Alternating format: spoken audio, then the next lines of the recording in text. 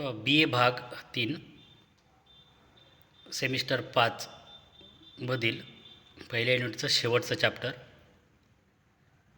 भारतातील आर्थिक सुधारणा मागील पार्श्वभूमी.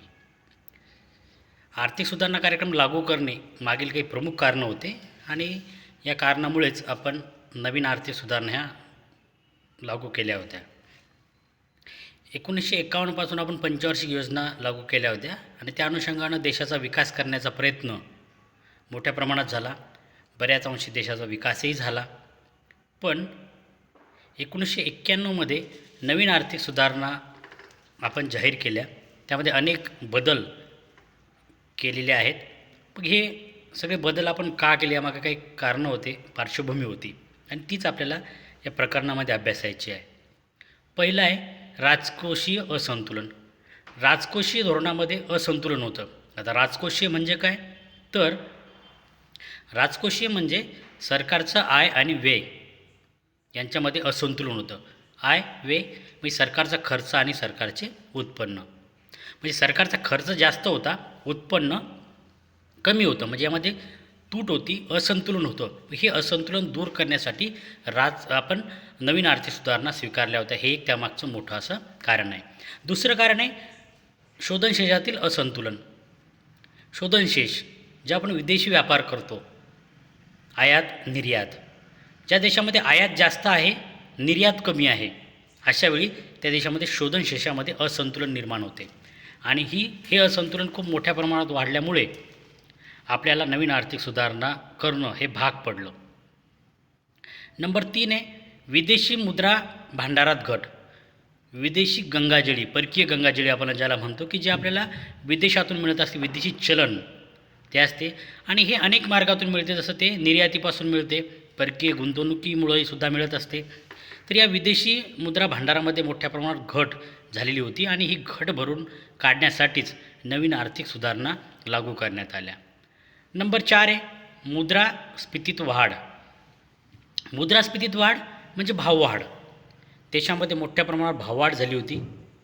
आता ही भाववाढ आवाक्याच्या बाहेर जात होती आणि अशावेळी आता नवीन आर्थिक सुधारणा केल्याशिवाय गत्यंतर नव्हतं.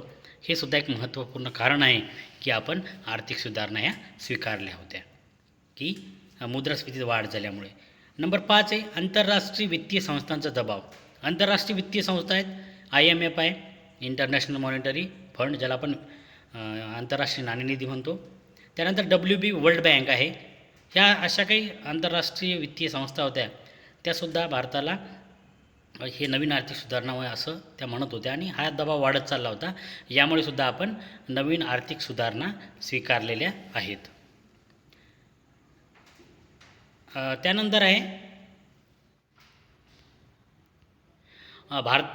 भारतातील आर्थिक सुधारणा कार्यक्रमाचे प्रमुख उद्देश. कोणकोणते उद्देश होते आपले, त्यामधलं पहिला उद्देश आहे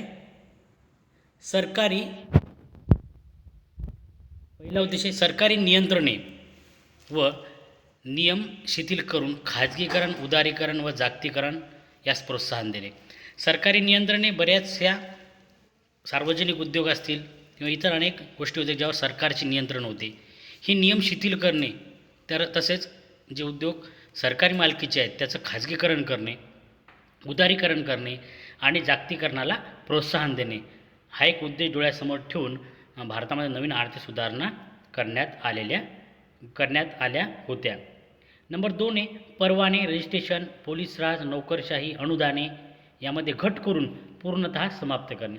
जसं परवाने आहेत, जसं की एखादा उद्योग जर तुम्हाला उभा करायचा असेल तर अनेक परवाने घ्यावे लागतात, अनेक मान्यता घ्याव्या लागतात, त्याशिवाय कोणताही उद्योग उभा राहत नाही. रजिस्ट्रेशन करावे लागतात, ते सुद्धा करायला खूप वेळ लागतो, परवाने घ्यायला सुद्धा वेळ लागतो आणि एखादा उद्योग जर उभा करायचा असेल तर त्याला भरपूर कालावधी गेल्यामुळे तो उद्योग उभा राहूनसुद्धा फारसा फायदा होत नाही.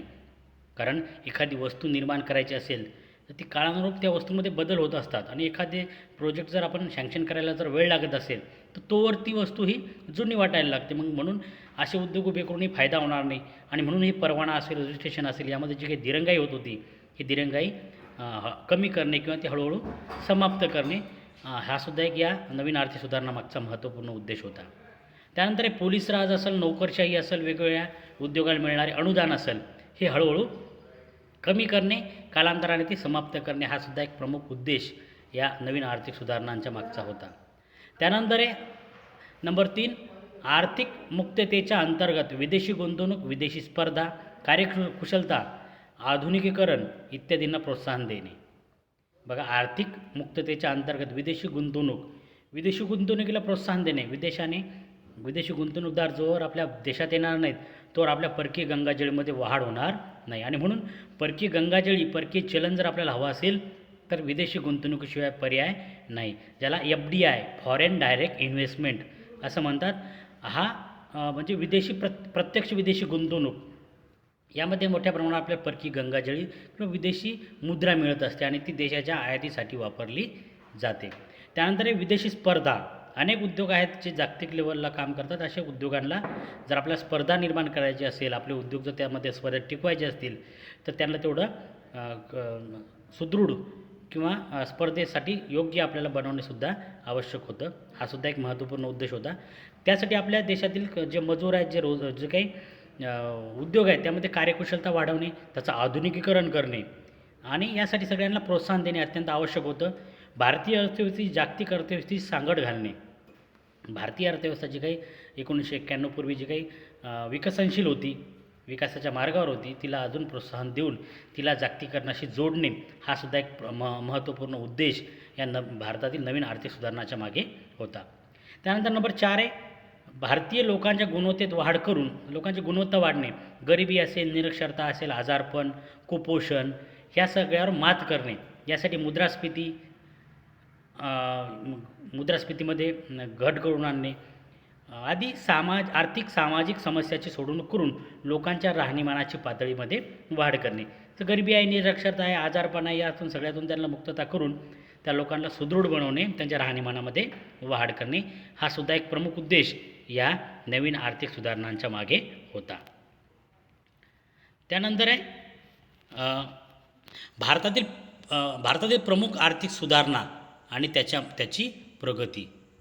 भारतातील नवीन आर्थिक सुधारणा व त्याची प्रगती काय होती?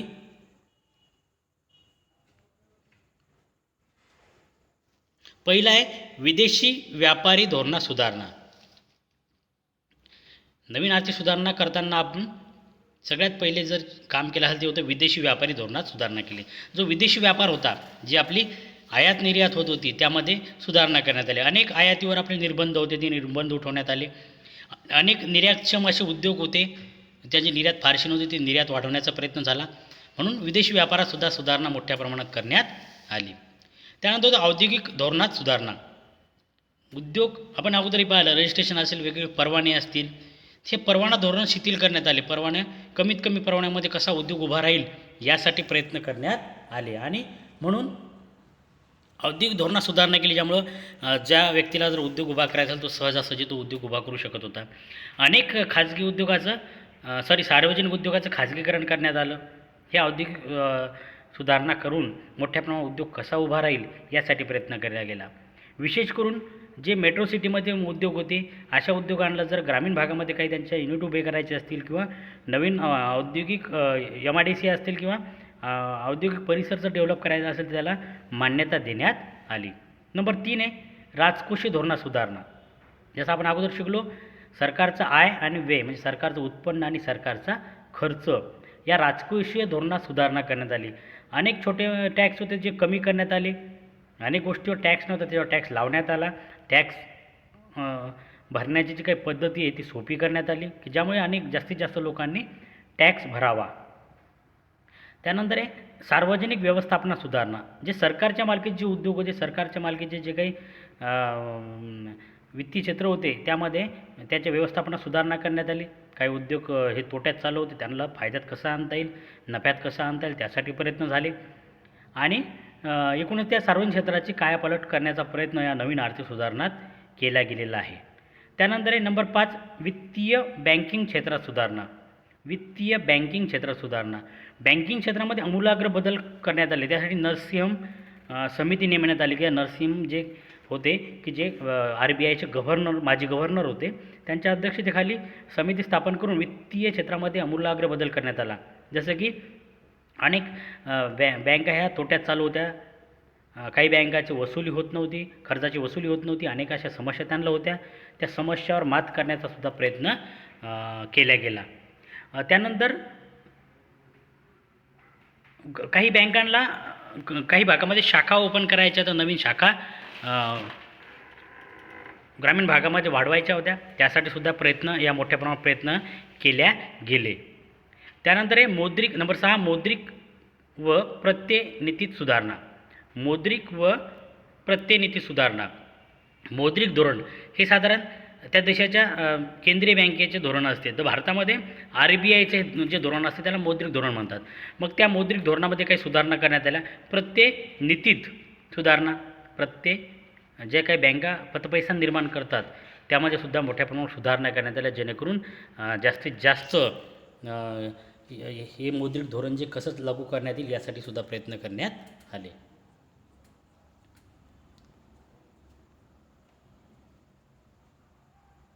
त्यानंतर होतं भारतीय आर्थिक सुधारणा कार्यक्रमाचे यश.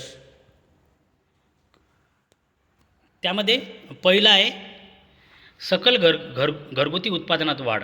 सकल घरगुती उत्पादनात वाढ करण्यात आली, कारण अनेक उद्योगांना मान्यता देण्यात आली होती. अनेक उद्योग जे बंद होते, जे आजारी होते, असे उद्योग चालू करण्याचा प्रयत्न केला गेला होता. आणि त्यामुळे जे काही उद्योग सुरू झाले, बऱ्याच उद्योगाचे सार्वजनिक उद्योगाचं खाजगीकरण करण्यात आलं. या सगळ्यामुळं असा परिणाम झाला की उत्पादनामध्ये मोठ्या प्रमाणात वाढ घडून आली. हा एक महत्त्वपूर्ण यश या नवीन आर्थिक सुधारणांचं होतं. नंबर 2 होतं अर्थव्यवस्थेत महत्त्वपूर्ण संरचनात्मक बदल. अर्थव्यवस्थेत महत्त्वपूर्ण संरचनात्मक बदल. मोठमोठे बदल करण्यात आले, जसं की वित्तीय सुधारणा असतील, मौद्रिक धोरणात बदल करण्यात आले, राजकोषीय धोरणात बदल करण्यात आले. ह्या सगळ्या धोरणात विदेशी व्यापारात बदल करण्यात आले, टॅक्स प्रणालीमध्ये बदल करण्यात आला. या सगळ्या बदल केल्यामुळे एकूणच अर्थव्यवस्थेचे संरचनात्मक बदल केल्यामुळे अर्थव्यवस्था ही विकसनशील मार्गाला तर होतीच, पण अजून ती वेगवान झाली. नंबर 3 जागतिक अर्थव्यवस्थेची सांगड. जागतिक अर्थव्यवस्थेत अनेक उद्योग आपले असे होते की जे जागतिक लेवलला कार्य करत होते, पण त्यासोबतच अजून उद्योगामध्ये वाढ करून जास्तीत जास्त आपले उद्योग जागतिकीकरणाशी कसे जुळून घेतील, कसे स्पर्धा करू शकतील, यासाठी प्रयत्न करण्यात आले आणि ते यशस्वी झाले. नंबर 4 होतं विदेशी मुद्रा भांडारात वाढ. विदेशी मुद्रा भांडारात वाढ. बघा, यामध्ये जे काही विदेशी गुंतवणूक आपल्याकडे होऊ लागली आणि विदेशी गुंतवणूक झाल्यामुळं काय झालं की मुद्रा भांडारात वाढ झाली, मुद्रेमध्ये वाढ झाली, परकीय गंगाजळीत मोठ्या प्रमाणात वाढ झाली. ते सुद्धा या आर्थिक सुधारणांचं एक यश होतं. त्यानंतर आहे निर्यातीत वाढ. जे अनेक निर्यातक्षम उद्योग होते, ज्यांना काही भांडवलाची आवश्यकता होती, ज्याला मदतीची गरज होती, त्याला मदत देऊन असे निर्यातक्षम उद्योग मोठे करण्यात आले आणि या उद्योगाने मोठ्या प्रमाणात निर्यात वाढवली. त्यानंतर नंबर 6 आहे विदेशी गुंतवणुकीत वाढ. विदेशी गुंतवणूक आपण म्हटलं की FDI फॉरेन डायरेक्ट इन्व्हेस्टमेंट अंतर्गत मोठ्या प्रमाणावर गुंतवणूक आपल्या देशामध्ये होऊ लागली. भारत सरकारने अनेक प्रकारची योजना, अनेक प्रकारचं पोषक वातावरण विदेशासाठी निर्माण केलं आणि त्यामुळे ही विदेशी गुंतवणूक मोठ्या प्रमाणात वाढली. हे सुद्धा आपल्या आर्थिक सुधारणांचं यश मानल्या जाईल. नंबर 7 होतं औद्योगिक व सेवा क्षेत्राच्या विकासात वाढ. औद्योगिक व सेवा क्षेत्राच्या विकासात वाढ. उद्योगामध्ये वाढ केली, अनेक नवे उद्योग उभे करण्यात आले. लायसनिंगची सिस्टीम शिथिल करण्यात आली. जे परवाने दिले जायचे त्याच्यामध्ये शिथिलता आणली की ज्यामध्ये जास्तीत जास्त परवाने कमी वेळात कसे दिले जातील हा प्रयत्न केला गेला. सेवा क्षेत्रामध्ये सुद्धा आमूलाग्र बदल करून सेवा क्षेत्रसुद्धा गतिशील केलं. या सगळ्याचा परिणाम असा झाला की औद्योगिक आणि सेवा क्षेत्रामध्ये याच्या विकासामध्ये मोठ्या प्रमाणात वाढ झाली. त्यानंतर नंबर 8 उद्योग व आधारभूत क्षेत्र खाजगी गुंतवणूकदाराला खुले. बघा, उद्योग व आधारभूत क्षेत्र खाजगी गुंतवणूकदाराला खुले. उद्योग होते व आधारभूत क्षेत्र होते जे खाजगी गुंतवणूकदारांना खुले करण्यात आले. जे सार्वजनिक मालकीचे होते, जे सरकारी उद्योग होते, जे आधारभूत उद्योग होते, हे खाजगी लोकांना खुले केल्यामुळे जे तोट्यात चालणारे उद्योग होते, जे काही आजारी उद्योग होते, ते नव्यानं उभे राहिले आणि देशाच्या विकासामध्ये त्यांनी हातभार लावला. आणि हे सुद्धा एक मोठं यश या नवीन आर्थिक सुधारणाचं आपल्याला म्हणता येईल. त्यानंतर नंबर 9 होतं मुद्रास्फीतीचे नियंत्रण. जी काही भाववाढ होती ती तेव्हा नियंत्रण आणण्यात आले. कारण एखाद्या वस्तूचे भाव वाढत असेल त्याचा अर्थव्यवस्थेवर दूरगामी आणि काही प्रतिकूलसुद्धा परिणाम होतात. आणि हे प्रतिकूल परिणाम जर टाळायचे असतील त्या मुद्रास्फीतीचे नियंत्रण करणे अत्यंत आवश्यक आहे. आणि यावर नियंत्रण करण्यासुद्धा देशाला मदत झाली आणि हे सुद्धा एक आर्थिक या सुधारणांचं यश मानले जाते. नंबर 10 होतं राजकोषीय तुटीत घट.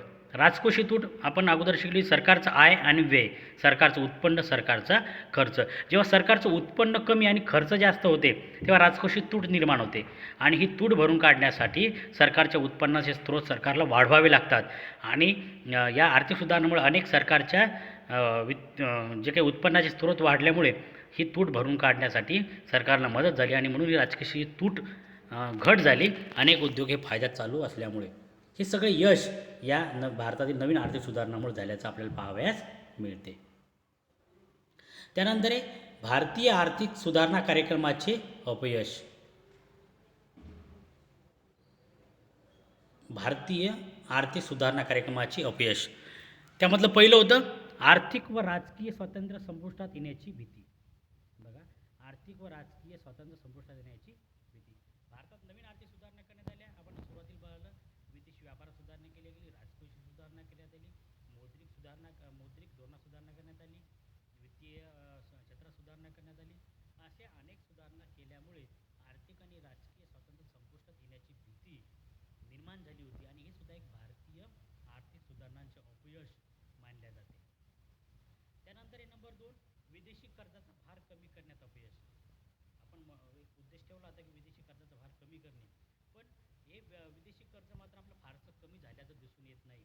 म्हणजे विदेशी कर्जाचा भार हा कमी करण्यात भारत सरकारला अपयश आलं आणि हे सुद्धा या नवीन आर्थिक सुधारणांचं अपयश मानल्या जाते. नंबर 3 आहे बहिर्गमन व निर्गुंतवणूक धोरणाचे अपयश. बहिर्गमन आणि निर्गुंतवणूक धोरणाचे अपयश.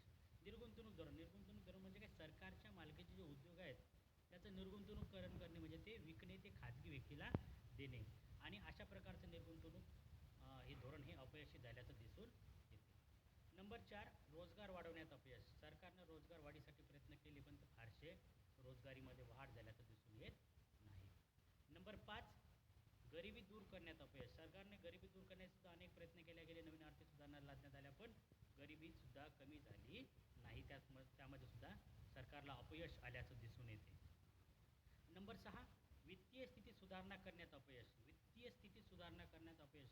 त्या बँकिंग क्षेत्रामध्ये अनेक बदल करण्यात आले, त्यात सुधारणा करण्याचा प्रयत्न केला गेला, पण पाहिजे तसा सुधारणा या धोरणापासून झाल्याचं दिसून येत नाही. हे सुद्धा एक अपयश मानल्या जाते. त्यानंतर नंबर 7 आहे दरडोई उत्पन्नात वाढ करण्यात अपयश. सरकारच्या दरडोई उत्पन्नात वाढ करण्याचा व्यक्तीच्या दरडोई उत्पन्नात वाढ करण्याचा प्रयत्न सरकारने केला, पण दरडोई उत्पन्न सुद्धा फारसं वाढल्याचं दिसून येत नाही.